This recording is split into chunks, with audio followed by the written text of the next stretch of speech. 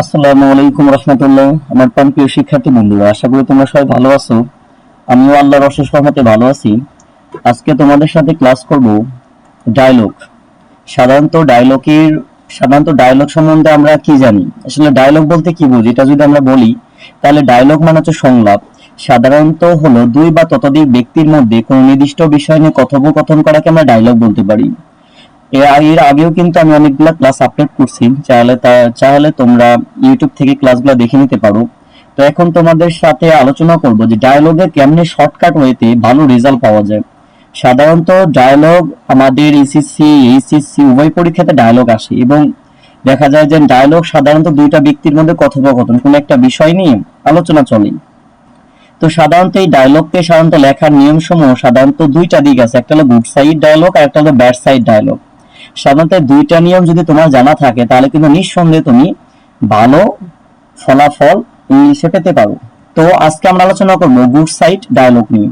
তো good side ডায়লগের মধ্যে আছে importance of education, learning English, reading news paper, physical exercise, tree plantation, early rising, time management, good health, book reading, computer, internet, online education, environment protection, punctuality, good health, book reading, computer, internet, mobile phone, library, science, technology, digital Bangladesh, e-learning, saving money, cleanliness, honesty and discipline। সাধারণত এখানে যে ডায়লগগুলো তোমরা screen বোর্ডে দেখতে পাচ্ছ, এইগুলা dialogue যদি পরীক্ষাতে কোনো একটা চলে আসে, জাস্ট তোমরা শুধু নামটা এই যে এখানে যে টপিকটা আছে সেই টপিকের মধ্যে লিখে দিলেই চলবো। ঠিক আছে ভাইয়ারা? তো সাধারণত এখানে আমি দিয়েছিলাম আবু সাইদ, তো এখানে আবু সাইদ না, এটা হবে হলো হাসনাত। সাধারণত এটা নামের, যেহেতু নাম অনুযায়ী আমি এটা দিয়েছি, চাইলে তোমরা এটা চেঞ্জ করে নিতে পারো। জাস্ট একটা নামের একটা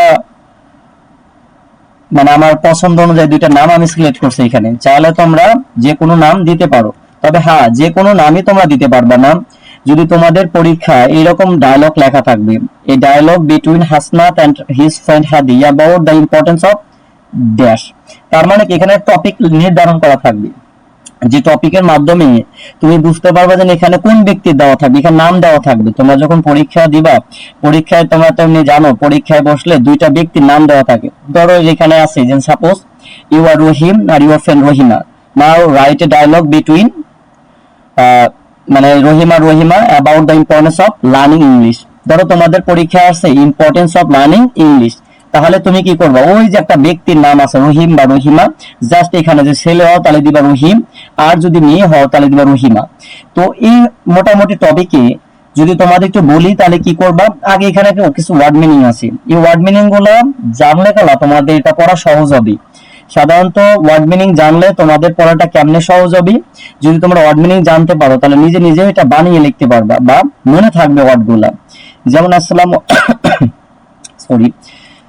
আসসালামু আলাইকুম, যেহেতু মুসলিম হিসেবে আমি সালাম দিতেছি, তোমরা যদি অন্য ধর্মের হও তোমরা হাই হ্যালো দিয়ে শুরু করতে পারো। আসসালামু আলাইকুম, আপনার উপর শান্তি বর্ষিত হোক। ও বলতেছে ওয়ালাইকুম আসসালাম, তোমার উপর শান্তি বর্ষিত হোক। ফ্রেন্ড মানে কি বন্ধু, টপিক মানে কি বিষয়, ডেইলি লাইফ মানে দৈনন্দিন জীবন, ফার্স্ট অফ অল মানে সর্বপ্রথম, নেক্সট মানে কি করে তোলে বা এটাকে নেক্সট মানে তৈরি করা, ইজিয়ার মানে কি আরো সহজ, কমফোর্টেবল মানে আরামদায়ক বা স্বাচ্ছন্দ্যময়, ইন্ডিভিজুয়াল মানে ব্যক্তি, রেসপন্সিবল মানে দায়িত্বশীল, প্রোডাক্টিভ মানে উৎপাদনশীল, কনফিডেন্ট মানে আত্মবিশ্বাসী, সাকসেস মানে সাফল্য, অপরচুনিটিস মানে কি সুযোগ সমূহ। এখানে আছে ইম্প্যাক্ট মানে প্রভাব, থিঙ্ক মানে কি মনে করা, আছে রিজন মানে কারণ, সেকেন্ডলি মানে দ্বিতীয়ত, স্কিলস মানে দক্ষতা, ইফিসিয়েন্সি মানে কর্মদক্ষতা, সেভস মানে সাশ্রয় করে বা বাঁচায়, সোসাইটি মানে সমাজ, কমপ্লিটলি মানে সম্পূর্ণভাবে, এগ্রি মানে একমত হওয়া, প্রপার ইউজ মানে সঠিক ব্যবহার, সার্টেইনলি মানে অবশ্যই, ইউ আর ওয়েলকাম তোমাকে স্বাগতম। And the last one beneficial মানে উপকারী, বিল্ড মানে গড়ে তোলে, ইম্পর্টেন্ট মানে গুরুত্বপূর্ণ, ওপিনিয়ন মানে মতামত, ইমপ্রুভ মানে উন্নত করা, নলেজ মানে জ্ঞান, বিসাইডস মানে এছাড়াও, ডেভেলপমেন্ট মানে উন্নয়ন, ইন্সপায়ার্স মানে অনুপ্রাণিত করে, ওয়াইজলি মানে বিজ্ঞতার সঙ্গে বা সঠিকভাবে, বিলেবল মানে মূল্যবান, বেটার ফিউচার মানে উন্নত ভবিষ্যৎ, কন্ট্রিবিউটস মানে হচ্ছে অবদান রাখে, সি ইউ ইগিন মানে কি আবার দেখা হবে।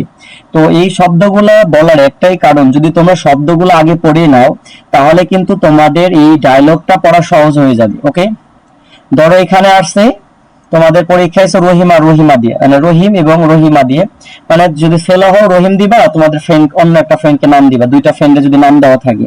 তো এখানে আমি হাসনাত দিয়ে অ্যাড করছি, আর এখানে দিয়েছিল হাদি দিয়ে, তোমরা চাইলে যে কোনো নামে দিতে পারো। ওকে, তো যেমন দেখো এখানে হাসনাত বলতেছি আসসালামু আলাইকুম, hello my friend, how are you, আমার বন্ধু তুমি কেমন আছো। হাদি বলতেছে ওয়ালাইকুম আসসালাম, আই এম ফাইন, আমি ভালো আছি, থ্যাংক ইউ, ধন্যবাদ, হোয়াট অ্যাবাউট ইউ, তোমার কি অবস্থা। তো হাসনাত বলতেছে আই এম ফাইন টু, আমি খুব ভালো আছি, today I would like to talk about, দেখো আমাদের কিন্তু আমি তোমাদের বলে রাখছি পরীক্ষায় এসে আমাদের ইম্পর্টেন্স অফ লার্নিং ইংলিশ, তাহলে কি করবা তোমরা এই অ্যাবাউট এর জায়গায় শুধু ইম্পর্টেন্স অফ লার্নিং ইংলিশটা দিয়ে দিবা। Okay, I am fine too, today I would like to talk about importance of learning English, আজকে আলোচনা করতে চাই বা আজকে কথা বলতে চাই ইংলিশ শেখার গুরুত্ব নিয়ে। ও বলতেছে what do you think about it, তুমি এই বিষয়ে কি মনে করো, মানে ইম্পর্টেন্স অফ লার্নিং ইংলিশ এই শেখাটাকে তুমি কি মনে করো। তো হাদি বলতেছে আই থিঙ্ক এই টপিকে কিন্তু ইম্পর্টেন্স অফ লার্নিং ইংলিশ হবে, যেহেতু আমাদের ডায়লগটা আসছে ইম্পর্টেন্স অফ লার্নিং ইংলিশ, যদি এখানে অন্য ডায়লগ আসতো তাহলে কিন্তু আমরা টপিকের জায়গায় ওই নামটাই দিতাম, বুঝতে পারছি। আর হ্যাঁ, উপরে যে ডায়লগ গুলা দেখাইছি এই ডায়লগের মধ্যেই থাকতে হবে, বুঝতে পারছি। তাহলে এখানে আছে হাদি বলতেছে I think importance of learning English is very important and beneficial in our daily life, তার মানে তিনি বলতেছে আমি মনে করি ইংলিশ শেখার ইংলিশ শেখার গুরুত্ব খুবই গুরুত্বপূর্ণ এবং বেনিফিশিয়াল উপকারী ইন আওয়ার ডেইলি লাইফ, আমাদের দৈনন্দিন জীবনে। হাসনাত বলতে হোয়াই কেন, ডু ইউ থিঙ্ক সো, তুমি কি মনে করো। হাদি বলতেছে দেয়ার আর মেনি রিজনস, এখানে অনেকগুলা কারণ আছে। ফার্স্ট অফ অল, প্রথমত ইট মেক্স, এটা তৈরি করে আওয়ার লাইফ, আমাদের জীবন ইজিয়ার মানে সহজতর, এন্ড মোর কমফোর্টেবল মানে কি আরো আরামদায়ক। সেকেন্ডলি মানে দ্বিতীয়ত it helps us improve hour knowledge, এটা আমাদের জ্ঞানকে বাড়াতে সাহায্য করে। স্কিলস মানে দক্ষতা, ইফিসিয়েন্সি মানে কর্মদক্ষতা, বিসাইডস তারপর অধিকন্ত ইট সেভস এটা বাঁচায়, সেভস মানে রক্ষা করে বা বাঁচায় আওয়ার টাইম আমাদের সময়, and creates many opportunity for success, তার মানে কি তিনি আমাদের সময় বাঁচায় এবং তৈরি করে অনেক সফলতার গুণাগুণ, অপরচুনিটি মানে কি সুযোগ। হাসনাত বলতে যে দ্যাটস ইন্টারেস্টিং, এটা তো খুবই আনন্দদায়ক বা খুবই মজাদার। That's interesting, does it have an impact on society, তো হাসনাত বলতেছে এটা কি আমাদের সমাজে কোনো প্রভাব ফেলতে পারে। তো হাদি বলতে সার্টেনলি অবশ্যই, ইট কন্ট্রিবিউটস এটা নির্ধারণ করে to the development of individual as well as society, এটা আমাদের সমাজে ব্যক্তিগতভাবে উন্নত করবে, প্লাস ইট অলসো এটা আরো ইন্সপায়ার্স মানে অনুপ্রাণিত করবে people to become more responsible, productive and confident, বেশি কি করবে আরো বেশি রেসপন্সিবল মানে দায়িত্ব, প্রোডাক্টিভ মানে উৎপাদনশীল, এন্ড কনফিডেন্ট মানে আত্মবিশ্বাস বাড়াবে। হাদি বলতেছে I completely agree with you, আমি তোমার সাথে সম্পূর্ণ একমত। উই শুড আমাদের উচিত মেক তৈরি করা প্রপার ইউজ অফ টাইম, আমাদের উচিত সময় সঠিক ব্যবহার করা, আমাদের সময় সঠিক ব্যবহার করা উচিত। এন্ড হাদি বলতেছে এক্স্যাক্টলি অবশ্যই, ইফ এভরিওয়ান ইউজেস যদি প্রত্যেকেই importance of learning English wisely এটা গঠন মানে সঠিকভাবে এটাকে ব্যবহার করে ইংলিশটা, উই ক্যান বিল্ড আমরা নির্মাণ করতে পারি তৈরি করতে পারি এ বেটার ফিউচার একটা উন্নত ভবিষ্যৎ।